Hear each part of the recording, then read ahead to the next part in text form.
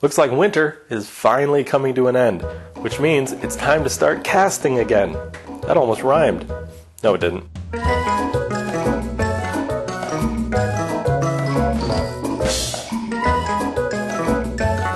And here is the project of the day. This is a spear point, a 3D scan of an artifact, of a bronze artifact specifically, and I'm going to cast it in aluminum bronze. I already made this kind of half mold. The idea here is I'm going to shove this in to here, ram this up, then dump this side out and re-ram it up. It's a technique that has a name, which I should know off the top of my head, but I don't. And because I have to use this big thing, I'm also going to try this as like a side note. This is one of the badges off the van for the van project. Well, I'm missing one of the 150s, so I'm going to see if I can cast this in aluminum bronze. This is plastic, but it's made in injection molding, and you know they have to make it inject it in the mold, pop this out of the mold, which means this has to be shaped such that it can be removed from a mold. So maybe it'll work for this, maybe it won't. This is a bronze dagger, and not dagger, spear point, and specifically in the past, before iron technology, bronze stuff, tools, and weapons tended to be cast. You can't really forge it super well. Also, this may or may not work because aluminum bronze is not tin bronze. It has different casting properties, which I'll talk about later. But we're going to ignore all that and just carry on anyway. Going to push this down into here. The reason I'm doing this is this does not have a flat surface. It's a 3D thing. There we go. Now it's going to think, when I ram up the sand on top, it'll think that it's a flat surface with this pattern in it. Flip it over, take this off, dump it out. I didn't ram this up very well. Ram up more sand.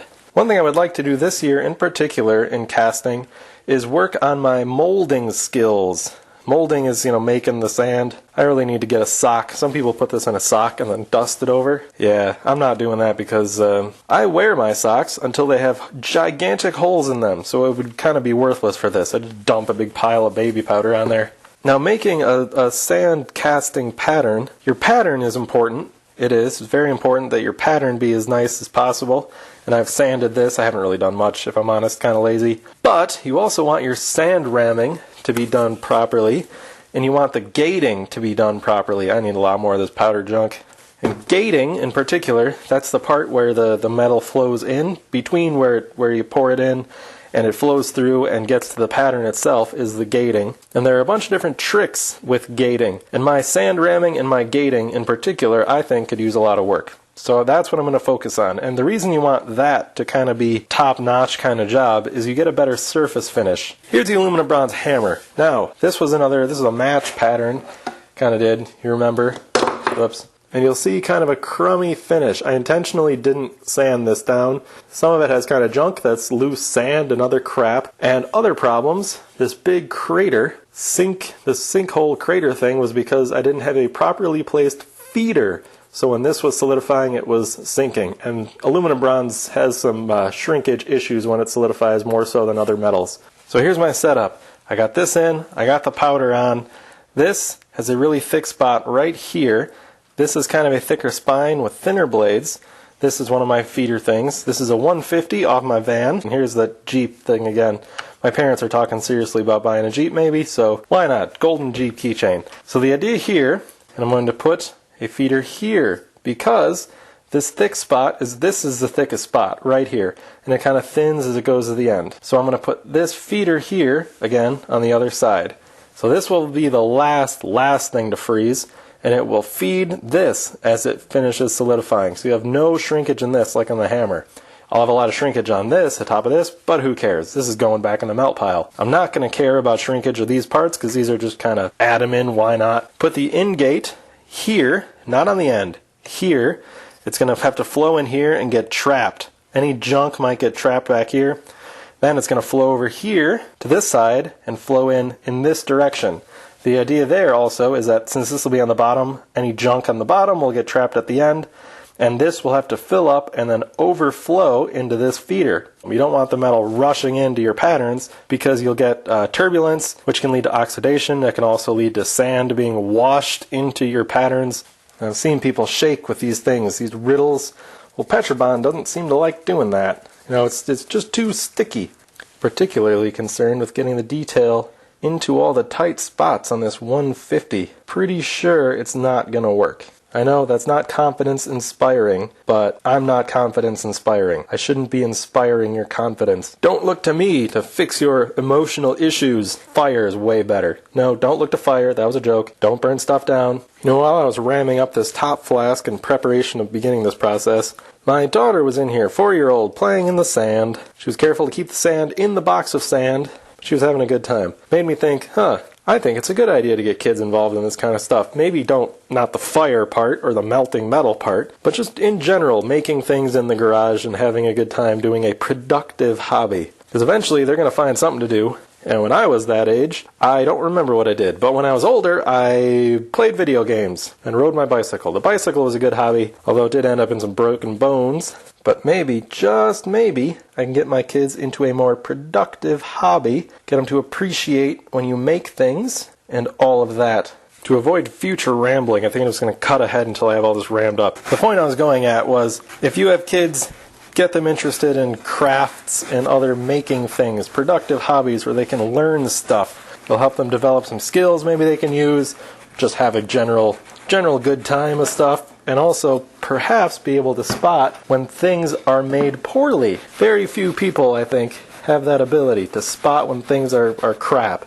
You know, maybe if more people understood the kinds of skills that went into certain things, they would be more willing to pay for good stuff and not pay for crap.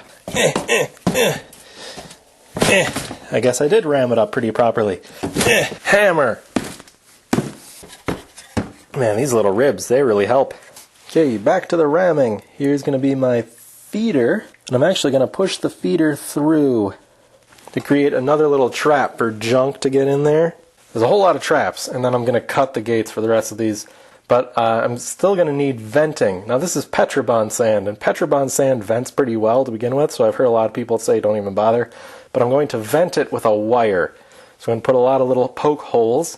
And actually, I bet I can add a little feeder here. Yeah. And then I'll just cut a gate from here to this. Yeah. Changing plans at the last minute. That's always a good thing, right? Powder, yeah. Moving on. You know, this casting thing is pretty fun. But I'm probably going to forever be trying to improve everything that I do with it. The reason for that is casting is like a lot of skills. You know, you can pick it up pretty quick, and you can do it to some level of competency, but really, you'll never be perfect at it, especially if you're just doing it at your house. There are professionals who still have things to learn when they get older, and they're like much more proficient at this than I will ever be. Because the thing is, I can do some of this and get a thing that looks neat, but they gotta make like a whole bunch of stuff, and they have to be to a very high level of quality, and they have to be able to do it repeatably and quickly and affordably and all that. And that's kind of the real mark of like hobbyist versus professional. It's like welding. I can get a welder, I can learn to weld stuff together. But a professional can weld a lot of stuff together much more quickly, and you can throw them into a lot of different situations, different machines, and they can just, boom, do it. Me, not so much. I'll just never have the training or the experience doing that or this. But it's fun to just constantly improve, and maybe by the time I'm 60 years old, 70 years old, 80 years old, and don't want to do any of this anymore, I'll actually be halfway decent at it. But isn't that the fun of it? That's the fun of it. I think that's the fun part. So you've seen me make little, like ridges in the sand, but also, I'm not just going to pour straight into this. But for this part, I'm going to do something else after I also build it up. Because remember, both of them have to be built up to the same height, otherwise, before this fills up, this is just going to pour all over everywhere, and there will be carnage and mayhem and sadness in the land. And also fire. Fire where you want fire is good. Fire where you don't want fire is very not good. Okay, my standard sand castle-y thing built. Now, observe, this is actually not the right tool for this job. Well, it's what I got. It'll have to do. Going to carve in here a pouring basin. So now what I'm going to do is pour into this, and then it will overflow and go down the hole. I'm not going to pour down the hole. Pour into here. I don't really know why this is a good idea. I could pretend I know why, but really I've just seen a bunch of people doing it, and I'm still looking into why it's important.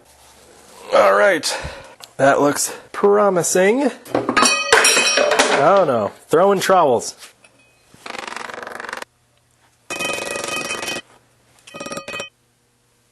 That looks super nice. Just want to zoom in. That's cool. I think that means I'm ready to go. Not yet though, because I gotta go to the store to buy propane. because I prepare well for this. Okay, we got some time before the pour, so we're going to talk about this a little bit. I extracted it from the sand. This Bronze Age spear point would not have been sand cast. I think I mentioned that already. Generally, they do it in a split mold, vertically. I've seen it done vertically. Pour the out of stone. They carve them out of stone. Pour the bronze in. When it solidifies, pop the stones apart. This falls out. Slap the stones back together. You can keep pouring. I'm obviously not doing that because I'm doing sand casting, but I only want one. And the reason I'm printing this, there's a few reasons. It's not just because I want something cool, pointy, and sharp made out of bronze, even though it definitely is that. Also, I'm testing something. So, I talked about surface finish. Well, there's a thing with bronze, aluminum bronze particularly. It doesn't flow into thin stuff very well. The edges, very thin edges, and the aluminum bronze might not want to run into those. Another reason, I watched a lot of a guy named Alumitube. He started off doing aluminum casting, and now he's doing bronze also. And he's making a lot of cool daggers and stuff out of aluminum bronze and aluminum. So if you want more like daggery, pointy, stabby things, watch his channel. They're really nice. They're usually out of like video games like Skyrim. I used to play a lot of Skyrim. And he gets a really nice surface finish, and also it runs all the way out to the edge. He's got one big thing going for him. They're very thick. You know, a lot of video game weapons, they tend to be bigger, wider, thicker. They're very heavy looking, and you can get it to flow to the edges when it's pretty thick very easily. So if you want more like knives and stuff, go watch his stuff, because I'm probably not going to make that many. I'm more interested in like tools and junk. Oh boy, so much louder than I remember. Louder, louder, louder. It's so toasty warm. Toasty, toasty. Alright, well guess what? I got the thing burning, then I was setting stuff up, because I figured, oh, it's going to take a while. And it's already melting. So I got some torch goggles. People were saying the infrared would really screw with my eyes, so torch goggles. How do these go on again? I forget. Alright, torch goggles. That's very melty in there. I could not find my draw scooper. Looked all over, so I mangled my degasser, turned it into a draw scooper, in the idea that because this is irreversible, I would then immediately find the draw scooper. That did not happen. And that's all she wrote on this thing. That's mangled. Wow, that got hot in a hurry. Alright, well, I guess I gotta pour then. Get that out of there. That out of there, and I now realize that is directly in my way. Wow, the heat coming off of this thing is intense. Okay, here we go. Oops, that was totally not what I wanted to happen. Well, I don't have any extra. Look at that. Now I need to melt some more copper. I am out of copper again. So I have a backup plan. I mentioned that aluminum bronze is not the best alloy for this because it's not quite as flowy. Tin bronze is probably a little better, but I have an additional backup, and that is silicon bronze. Someone sent this to me a long time ago, and I haven't used it. It's a chunk of pure silicon, as in the element silicon, not silicone or silica, which is glass and sand and stuff. Silicon. And his name was Pete. Very, very nice. And I was not going to use it until I knew I could melt copper reliably. And then I could melt copper reliably and went straight to aluminum bronze. But silicon bronze is a fantastic casting metal. It flows really nice, get a lot of great detail, the color is nice, takes patina nice, it resists oxidation when it's molten. It is great. So that's my backup. That or tin bronze. You can get tin. Why am I wearing these? Oh jeez, that's bright. The sun. Okay, you can get tin as lead-free solder is a pretty easy way to find it. You can get it at any hardware store. Just look and make sure it's 100% or 99% tin. Man, these things really work. I could see in there perfectly clear. Now we wait, and then we dig into the sand and see what mysteries and magical castings lie inside. Much time has passed. It's still warm to the touch on the top, but hopefully it's not going to burn me too badly. Where is my trowel? Trowel, there it is. Why did I grab the trowel? Don't need the trowel. Lift, alrighty. Ooh, that looks promising. Oh, not super promising. Oh, we'll clean it out, see what we got.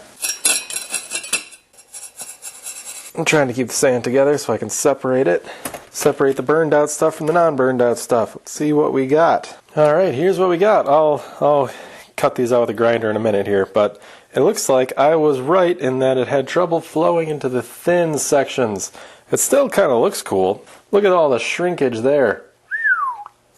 Yeah, that's still pretty toasty too. Look at the Jeep face, and look at the 150. It got a little cruddy up here where there's that really thin ridge, but I mean, other than that, let's get some detail here. That's just me brushing the sand off with my finger, and I think that surface finish is exactly what I'm going for. Like this cruddiness around the light openings there, that's from the pattern being cruddy. But this looks really cool. Like if that top piece had flowed in there correctly, yeah, that would be super cool. I really like the kind of multicolor look that you get to with the different metals perhaps not mixed super well at the surface. Successful experiment in surface finish, and successful, I called it before it happened with it not flowing into these things. So we're going to have to go to plan B on the spear point, break out the grinder, try to clean these up. You saw that, didn't you? Look at that. It just broke. Stupid thing just shattered on me. That means I screwed up the alloy. And this has way too much aluminum in it. I'm sorry, Jeep face. You will not be a keychain. Well, failed experiment. Sometimes experiments fail. But you can always learn something, like check your alloys. I'm going to add a bunch more copper to this. Crappy as that is, and this whole thing, I mean, that's exactly the surface finish that I would like. So, again, success, fail. Remember I said that in a video? Success and a failure. Success, fail. And that a couple of the things are nice, and the entire rest of the project is a failure. I am now tired of this. I'm going to go inside. Try again later.